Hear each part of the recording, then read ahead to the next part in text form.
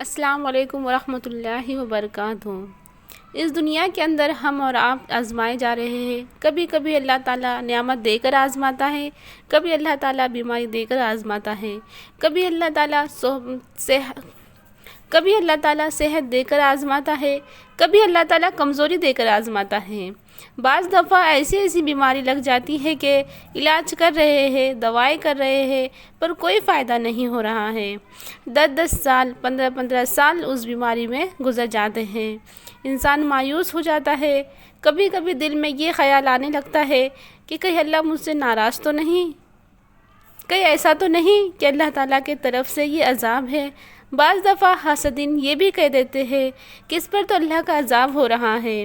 پھر ہم بہت مایوس ہو کر پھر انسان تعویذوں پہ لگ جاتا ہے اور اتنا آگے بڑھتا ہے کہ جو جائز ہے اس سے بھی آگے بڑھ جاتا ہے۔ اسے پھر حرام اور حلال کی کوئی پرواہ نہیں ہوتی۔ پھر تانترکوں پنڈتوں کے پاس جا کر تعویذیں لیتا ہے اور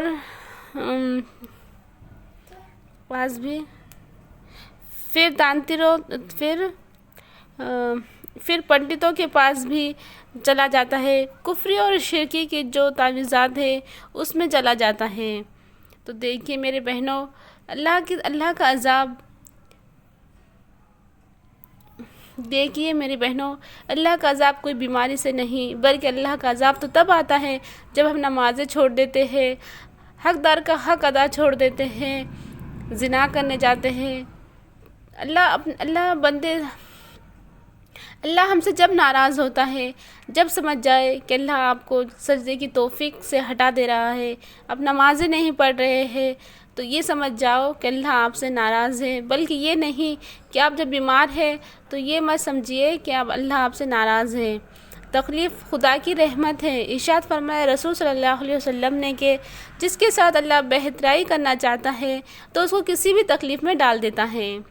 اس حدیث شریف سے معلوم ہوا کہ مسلمان کو چاہیے کہ تکلیف میں زیادہ پریشان نہ ہو، تکلیف کو خدا کا غضب نہ سمجھے، بلکہ اس کو رحمت سمجھے، کیونکہ تکلیف میں گناہ معاف ہوتے ہیں، درجے بلند ہوتے ہیں، خدا کی معرفت بڑھتی ہے، خدا یاد آتا ہے، عاجزی پیدا ہوتی ہے اور برائی دل سے نکل جاتی ہے۔ عیش و آرام، مال و دولت میں انسان خدا کو بھول جاتا ہے، اپنے آپ کو بڑا سمجھنے لگتا ہے۔ اگر تکلیف خدا کی رحمت نہ ہوتی تو وہ نبیوں کو اور ولیوں کو تکلیف میں نہ ڈالتا۔ خوب یاد رکھو کہ سب سے بڑی تکلیف کی بات یہ ہے کہ انسان خدا کو بھول جائے اور اس کے حکموں سے بے پرواہ ہو جائے کہ اس کا انجام بہت بڑا ہے۔